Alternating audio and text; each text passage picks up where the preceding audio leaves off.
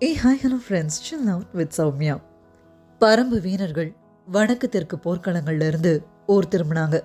பாரி எவ்வியூர் அடைஞ்சப்போ தேக்கனும் முதிரனும் வந்து சேர்ந்திருந்தாங்க. எவ்வளவு பெரும் தாக்குதல்களை இதுவரை பரம்பு நடத்தினதில்லை. அதனால இதுவரை இல்லாத அளவுக்கு போர் பத்தின கதைகள் பரம்பு முழுக்கவும் நிறைஞ்சிருந்துச்சு. போர் மனநிலையிலிருந்து வெளிவர போர் முடிஞ்சதும் கொற்றவைக்கு குருதியாட்டு விழா எடுப்பாங்க. ஆனா இந்த முறை அப்படி நடத்த முடியல. பாண்டியனுடைய படை கீழ் திசையில நிலை கொண்டிருக்கு. அவன் கூட போர் இன்னும் தொடங்கவே இல்லை. அதனால பரம்பை பொறுத்தவரை போர் இன்னும் முடியல. அதே மனநிலையில தான் எல்லாரும் இருந்தாங்க. வட்டாரல சோழப்படையின் மீதான தாக்குதல் முடிஞ்ச மறுநாள் இரவு பாரி அங்கிருந்து புறப்பட்டான். இனி சோழப்படை மேல வாய்ப்பு எதுவும் இல்லை. எனவே தொடர்ந்து வீறு கொண்ட தாக்குதல் தேவையில்லை. பரம்பு மண்ணை விட்டு அவர்களை அப்புறப்படுத்தினால் போதும். மிஞ்சியவர்கள் குறும்பியூர் கணவாயில் வெளியேறும் வரை அவர்களை பிட்டன் பின்தொடரட்டும்னு சொன்னான். ராவணன் தாக்குதல் களத்திலிருந்து வெளியேற்றி வேற வேலைகளை கொடுத்தான். யானையின் துதிக்கைக்குள் சென்ற சங்கு அட்டைகள் ஒரு சில நாட்களில் தாமே செத்து உதிரும் வரை யானைக்கு வேதனை இருக்கத்தான் செய்யும். யானையும் நெருங்க விடாது. தாக்குதலுக்கு உள்ளாகி இருந்த யானைகளை தவிர கொற்றோயினாயிருக்கும் யானைகளுக்கும் சிகிச்சை தேவைப்படும் யானைகளுக்கும் உதவ வேண்டியது நமது கடமை. நமது மலைகளுக்குள் பிளிரி கதரும் யானைகளுக்கு நாம் உதவியே ஆக வேண்டும். யானைகளுடனான ஆதிமொழியை உருவாக்கிய தந்தமுத்தத்தை சேர்ந்தவங்களை அழைத்து அதற்கான ஏற்பாடுகளை செய்யணும் ராவணனுக்கு உத்தரவிட்டான் பாரி. இதுக்கிடையில சோழப்படையுடைய முன்னணி தளபதிகளும் நெடுங்காணர்களும் செங்கன சோழனை பாதுகாக்கிறதுல மிக கவனத்தோட செயல்பட்டாங்க. பாறை குகை உணத்துக்குள்ள வேந்தனை அனுப்பி யானைகள் உள்நுழையாதபடி நெருப்பு வளையத்தை உருவாக்கி காத்தாங்க. அடுத்தடுத்த நாட்கள்ல யானைகளுடனான ஆபத்து குறைய தொடங்கினதும் தகுந்த ஏற்பாடோட பரம்பை விட்டு வெளியேற பயணத்தை தொடர்ந்தாங்க. ஆற்றுடைய ஓரப்பகுதியில ஒரு சின்ன படைப்பிரிவு தப்பிச்சு போயிட்டு இருக்கதை தெரிஞ்சுக்கிட்ட பிட்டன் அவங்களை இறங்கி தாக்க முடிவெடுத்தான். பெரும் படை முழுமுற்றாக அழிந்த பிறகும் இவர்கள் இவ்வளவு வேகமாக தப்பி செல்கிறார்களேன்னு கொஞ்சம் அவசரப்பட்டான். வேந்தனை காத்து நின்னது மிக தேர்ந்த வீரர்களை கொண்ட படைப்பிரிவு. கூட நெடுங்காடர்கள் தளபதி துணங்கன் இருந்தான். பரம்பு நாட்டை ஊனர்த்து செல்லும் தாக்குதலுக்கு எங்களை நம்பி நீங்கள் வரலாம்னு நெடுங்காடர்கள் கொடுத்த வாக்குடைய அடிப்படையில தான் செங்கன சோழன் வந்தான். அந்த வாக்கை காப்பாத்த இறுதி வர முயன்றுட்டு இருந்தான் துணங்கன். பொழுது மங்க ஆற்றுடைய வளைவு ஒன்றத்துல பொருத்தமான இடத்துல வேந்தனுக்கு கூடாரம் அமைக்கப்பட்டுச்சு. பக்கத்துல இந்த மரங்களை ஆற்றுக்குள்ள சாய்ச்சி பிடிச்சு வலை பின்னல்களை நெடுங்காடர்கள் உருவாக்குனாங்க. எந்தவித பாதிப்பும் அடையாத வேந்தனுடைய 12 யானைகளை பாதுகாப்புக்கு நிறுத்தினாங்க. கவச வீரர்களும் கூடாரத்தை சுத்தி நின்றுட்டு இருந்தாங்க. அப்போ இருள் சூழ்ந்ததும் கூடாரத்துடைய இடப்புறத்துல இருந்து பிட்டன் தலைமையிலான சிறு படை ஆற்று மணலுக்குள்ள இறங்குச்சு. பிட்டனுடைய பார்வை முழுக்க கூடாரத்தை சுத்தி நின்றுட்டு இருந்த கவச வீரர்களை நோக்கியே இருந்தது. ஆனா மண் பூர்த்தி உறங்கும் பழக்கம் கொண்ட நெடுங்காடர்கள் ஆற்று மணலுக்குள்ள தலை மட்டும் தெரியறது போல மறைஞ்சு கிடக்கிறத அவன் கவனிக்கல. கூடாரத்தை நோக்கி தாக்கும்படி பிட்டன் ஆணையிட்டதும் உடன் வந்தவங்க வெள்ள உயர்த்த எத்தனிச்சப்போ மண்ணுக்குள்ள இருந்து திரிச்சு மேல் எழும்பினாங்க நெடுங்காடர்கள். 2 கைகள்லயும் உருவன வாள்களோட எழுந்தவங்க பரம்புடைய வீரர்களை கனப்பொழுதுல வெட்டி சிரிச்சாங்க.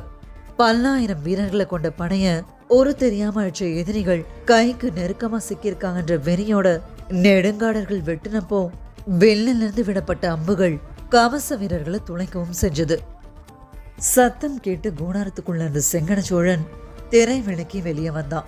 மேல திரிச்ச மணத்துகள்களுக்கு நடுவுல அவனுடைய உருவத்தை துல்லியமா பார்த்தான் பிட்டன். கையில இருந்த ஈட்டி அவனை நோக்கி எரிஞ்சப்போ நெடுங்காடர்களுடைய எண்ணிலடங்கா வாள்கள் பிட்டனை நோக்கி இறங்கிட்டு இருந்துச்சு. வலது தொடையில ஈட்டி இறங்கின கணம் பேரலறலோட செங்கன சோழன் மண்ணில் சரிஞ்சான். அதே வேளையில பிட்டன் எண்ணற்ற துண்டுகளா மணல் எங்கேயும் சிதறி கிடந்தான். இங்க இன்னொரு பக்கம் குலசேகர பாண்டியனுடைய வயசும் அனுபவமும் யாராலும் கணிக்க முடியாத முடிவுகளை எப்பயும் எடுப்பவரை அவரை மாத்திருந்துச்சு. முதல் நிலைப்படை வெங்கல் நாட்டுக்கு வந்ததும் போருக்கான ஆயத்த வேலைப்பாடு தொடங்கணும்னு எல்லாரும் எதிர்பார்த்தாங்க. ஆனா அப்படி எதுவும் நடக்கல. ரொம்ப பெரிய அளவுல பாடி வீடுகளை ஏற்படுத்தி படைகளை பகுதி பகுதியா கொண்டு வந்து இறக்கும் உத்தரவை மட்டும் கருங்கை பாணனுக்கு வழங்கியிருந்தார். இளவரசன் புதிய விற்பனும் தளபதி கருங்கை வாணனும் பாடி வீட்டில் தான் முகாமிட்டிருந்தாங்க. ஆனாலும் பேரரசருடைய எண்ண ஓட்டங்களையோ போர் உத்திகளையோ அவங்களால யூகிக்க முடியல. மயூர் கிழார்லாம் ரொம்ப மும்முரமா இருந்தார். எல்லா ஏற்பாடுகள்லையும் அவருடைய ஆலோசனை அடிப்படையா இருந்தது. பேரரசருடைய அதிகாரமிக்க பிரதிநிதியா எல்லாராலும் அவர் பார்க்கப்பட்டார். பாண்டிய நாட்டுடைய எண்ணற்ற படைப்பிரிவுடைய தளபதிகளும் சிற்றரசர்களும் வந்து சேர்ந்துட்டே இருந்தாங்க. ஆனா பேரரசர் மட்டும் இன்னும் வெங்கல் நாட்டுக்கு வந்து சேரல. அவர் மதுரையிலையும் இல்ல. ரெண்டுத்துக்கும் இடைப்பட்ட இடத்துல தும்பாற்று அரண்மனையில இருந்தார். சேரனுடைய தாக்குதலை பத்தியும் சோழனுடைய படையெடுப்பை பத்தியும் ஒற்றர்கள் மூலம் செய்திகளை நாள் தவறாம சேகரிச்சபடி இருந்தார். அந்த தாக்குதல்கள்ல ஏற்படுற விளைவுகளை பொறுத்தே தன்னுடைய உத்திகளை வகுக்கிறதா முடிவெடுத்திருந்தார். முதல்ல சேரனுடைய தோல்வி பத்தின செய்தி வந்து சேர்ந்தது. நீண்ட நாட்களுக்கு பிறகு சோழப்படையுடைய அழிவு பத்தின செய்தியும் அவரை எட்டுச்சு. எல்லாத்தையும் பொறுமையா யோசிச்சுக்கிட்டு தனக்கான உத்திகளை தனித்துவத்தோட வகுத்துட்டு இருந்தாரு. காற்றணி காலம் உச்சம் கொண்டு இருந்துச்சு. குளம் குட்டைகள்ல நீருடைய இருப்பு இன்னும் குறைஞ்சது. ஆனாலும் மேற்கு மலையில மேகங்கள் கூடும் காலம் நெருங்கிடுச்சு. அதை கணிச்சு அவருடைய நகர்வு இருந்தது. பாண்டிய பெருவேந்தன் வெங்கல் நாடு நோக்கி வரும் செய்தி எட்டினதும் படையெங்கும் உற்சாக கொண்டாட்டம் தொடங்குச்சு. 10 ஆண்டுகளுக்கு அப்புறம் குலசேகர பாண்டியன் நேரடியா போர்க்களம் ஒன்றுக்கு இப்போதான் வரார். இங்க முடியனும் காலம்பனும் கீழ்திசை போர்க்களத்துக்கு வந்து மாச கணக்காகுது. பாண்டிய படை பாடி வீடு அமைச்சு எங்கெல்லாம் தங்குறாங்க, என்னவெல்லாம் செய்யறாங்கன்றத கவனிச்சபடி இருந்தாங்க. வேட்டூர் படையன் மலையடிவாரம் எங்கேயும் தன் வீரர்களை நிறுத்தி எதிரிகளுடைய ஒவ்வொரு அசைவையும் கண்காணிச்சபடி இருந்தார். கண்களுக்கு எட்டுற தொலைவு வர ஈட்டி ஏந்தின வீரர்கள். நீலனால அமைதி கொள்ள முடியல. இறங்கி தாக்கணும்ன்ற அவனுடைய எண்ணத்தை மற்றவங்க ஏற்கல. பரம்புக்குள்ள நுழையாத யார் மேலையும் தாக்குதல் தொடுக்க நமக்கு உரிமை இல்லைன்றத அவனால ஏத்துக்க முடியல. காலம்பனுடைய மனநிலையும் ஏறக்குறைய அதே மாதிரி தான் இருந்துச்சு. தேக்கனும் முதிரனும் அங்க வந்து சேர்ந்தாங்க. அடுத்த சில நாட்கள்ல பாரியும் அங்க வர இருக்கிறதா செய்தியை தேக்கன் சொல்ல எல்லாரும் அளவற்ற மகிழ்ச்சியில இருந்தாங்க. இன்னொரு பக்கம் வேந்தனுக்கு இதுவரை யாரும் தந்திடாத வரவேற்பை தரணும்னு இரவு பகலா பணியாடிட்டு இருந்துச்சு வெங்கல் நாடு. குலசேகர பாண்டியனுடைய காலடி வெங்கல் நாட்டு அரண்மனையில பதிஞ்சப்போ அவர் காலில் விழுந்து தொட்டு வணங்கி வரவேற்றார் மயூர் கிழார். பரம்பு மேல போர் தொடுக்கிறத பத்தின முடிவெடுக்கப்பட்டு 3 மாசங்களுக்கு மேல ஆகியிருந்தது. அந்த முடிவு எடுக்கப்பட்டதும் தன்னுடைய அரண்மனையில புது மாளிகை ஒன்றை கட்ட தொடங்கினார் மயூர் கிழார். இந்த போர்ல குலசேகர பாண்டியன் நேரடியாக கலந்துக்க வாய்ப்பு இருக்கு. அப்படி அவர் வந்தா தங்குறதுக்காக இந்த ஏற்பாடை செஞ்சார். கொற்றன்களின் தாய் நிலம்னு வர்ணிக்கப்படுற வெங்கல் நாடு அதிசிறந்த மாளிகையை வடிவமைச்சிருந்துச்சு. பேரரசர் உள்ள நுழைஞ்சதும் அதனுடைய சுதை வேலைப்பாட்டிலையும் வண்ண ஓவியத்திலையும் வியந்து நிற்பார்னு மயூர் கிழார் எதிர்பார்த்தார்.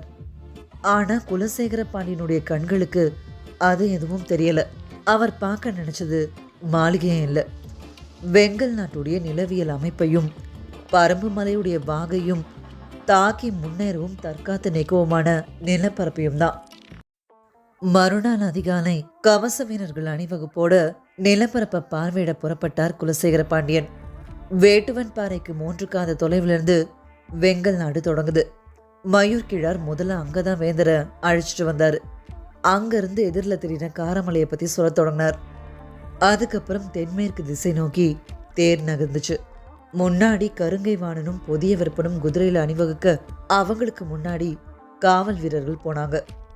அதே மாதிரி தளபதிகளும் வீரர்களும் பின்புறமும் அணிவகுக்க வேந்தனுடைய தேர் நகர்ந்துட்டு இருந்துச்சு. தேருடைய இடதுபுறமா குதிரையில வந்தபடி மலையையும் அதுக்கு மேல இருக்கிற ஊர்களையும் விளக்குனார் மயூர் கிழார். மழைக்காலம் தொடங்கிட்டதால நிலத்துடைய தன்மையை மதிப்பிட கொஞ்சம் சுலபமா இருந்துச்சு. பதியும் குதிரைகளுடைய குளம்படிகளையும் தேர் சக்கரத்துடைய தடங்களையும் கூர்ந்து பார்த்தபடியே பயணிச்சார் வேந்தர். வெள்ளடி குன்றுடைய அடிவாரத்தை அடைஞ்சாங்க. அங்கிருந்து தான் பாண்டிய படை தங்கியுள்ள கூடாரங்கள் அமைக்கப்பட்டிருக்கு. பேரரசருடைய வருகையை பார்த்து வீரர்கள் ஆயுதங்கள் ஏந்தி பெருமுழக்கம் செஞ்சாங்க. தேர்ல பயணிச்சுட்டு இருந்தப்போ அந்த ஊரின் பெயர் என்ன சொன்னாயின்னு வேந்தன் கேட்க எந்த ஊரை கேட்கிறாருன்னு குழப்பம் அடைஞ்சார் மயூர் கிழார். முதலில் சொன்ன ஊரின் பெயர்னு சொல்லவும் வேட்டுவன் பாறை பேரரசேன்னு பணிஞ்சு சொன்னார். அது அவர்களின் காவல் தலைவர்கள் இருக்கும் ஊர் என்று சொல்கிறாய். பின்னர் ஏன் படையை இவ்வளவு அருகில் தங்க வைத்துள்ளாய்னு வேந்தன் கேள்வி கேட்க யார்கிட்டையும் அதுக்கு பதில் இல்லை. குதிரைகள் மறுபடியும் நகர்ந்து போக வரிசையா எல்லா மலைகள் ஊர்களுடைய பெயரையும் அதனுடைய தன்மையையும் சொன்னபடியே வந்தார் மயிர்கிழார். வெள்ளடி குன்று தொடங்கி நெடுங்குன்று வர தெற்கு வடக்காம் பாடிமேடுகள் அமைக்கப்பட்டதுடைய காரணத்தை கருங்கைவாணன் சொல்ல முற்பட பேரரசரும் படை தங்குவதற்கான பாடி வீடுகள் இங்கிருந்து தொடங்கி தென் திசையில் அமையட்டும்னு சொல்லிட்டு புறப்பட்டார். எவ்வளவு ஏற்பாடுகளையும் இனி மாத்தணுமான்ற அதிர்ச்சி எல்லாருடைய முகத்திலையும் தெரிஞ்சது. இருந்தாலும் வேந்தனுடைய உத்தரவாச்சு எல்லாத்தையும் மாத்திர வேலையை தொடர்ந்தாங்க. வெங்கல் நாட்டு மாளிகை முழுவதும் போர் பாசறையாச்சு. உணவு தானியங்களுக்கான சேமிப்பு கலன்களா உருமாறுச்சு. மழை தீவிரமடைறதுக்கு முன்னாடி புது விருந்தினர்கள்லாம் வெங்கல் நாட்டுக்கு வந்தாங்க. அவருடைய வருகையை பேரரசருக்கு தெரிவிச்சதும் உள்ளே அழைத்து வர சொல்லுன்னு சொன்னார். மாளிகைக்குள்ள நுழைஞ்சான் ஹிப்பாலஸ். பானையை வீழ்த்துறதுல சேரன் சோழனுடைய உத்திகளை பார்த்து வியந்தவன் கடைசியில தாக்குதல்களுடைய முடிவுகளான நம்பிக்கையற்றவனா மாறி நின்னான். அவன் கூட வந்த கால்பாவும் எபிரசும் விருந்தினர் மாளிகையில தங்கியிருந்தாங்க. ஹிப்பாலஸ் பேரரசரை வணங்கி நிற்க அவரும் அவனை அணைச்சு வரவேற்று சேரனின் மீதும் சோழனின் மீதும் பாரி நடத்திய தாக்குதலின் முழு விவரங்களையும் நீங்கள் அறிவீர்கள் தானேன்னு பேச்சு தொடங்கினார். அந்த படையெடுப்புகள் பத்தியும் அங்க நடந்த பேரழிவுகள் பத்தியும் அன்னைக்கு இரவு முழுக்க பேசினாங்க. மற்ற இருவரும் இழைத்த தவறுகளை நாங்கள் இணைக்க மாட்டோம்னு குலசேகர பாண்டியன் சொன்ன வார்த்தை வெறும் நம்பிக்கையில மட்டுமில்ல, நுட்பமான திட்டமிடலும் அதுல சேர்ந்திருக்கின்றத ஹிப்பாலஸால உணர முடிஞ்சது. ஆனாலும் அவர்களைப் போல் அல்லாமல் உங்களின் தாக்குதல் எந்த விதத்தில் வேறுபட போகிறதுன்னு கேட்டான். கழுகுக்கும் மலைக்காடைக்கும் வேறுபாட்டை அறிவீர்களான்னு கேட்டாரு. பேரரசர் என்ன சொல்ல வரார்னு ஹிப்பாலஸ்க்கு புரியல. நானே சொல்கிறேன். கழுகு தனது இரையை நிலமெங்கும் தேடி போய் வேட்டையாடும். மலைக்காடை நிலமெங்கும் இருக்கும் இரையை தனது கூட்டுக்கு வரவழைத்து வேட்டையாடும்னு சொன்னாரு. ஹிப்பாலஸ் வியப்போட எப்படின்னு கேட்டான். மலைக்காடை பாறை இடுக்குகள் இருக்கும் நாகரவண்டி இறகுகளை கொத்தி கொண்டு வந்து தனது இருப்பிடத்தில் வைத்துக் கொள்ளும். நாகரவண்டுடைய மனம் காற்றில் கன நேரத்தில் பரவக்கூடும். அந்த மனத்தை நுகர்ந்தவுடனே காட்டில் உள்ள வண்டினங்கள் எல்லாம் அதை நோக்கி பறந்து வரும். சில்வண்டு தொடங்கி எரிவண்டுகள் வரை அதை நோக்கி வந்த வண்ணம் இருக்கும். தன்னுடைய கூட்டில் இருந்தபடியே வந்து சேரும் வண்டினங்களை வளைத்து வளைத்து வேட்டையாடும் மலைக்காடைன்னு வேந்தன் சொன்னாரு. ஹிப்பாலஸ் தன்னுடைய மனக்கண்கள்ல மலைக்காடையை உருவகப்படுத்த முயன்றப்போ அவனுக்கு தெரிஞ்சது குலசேகர பாண்டியனுடைய முகம்.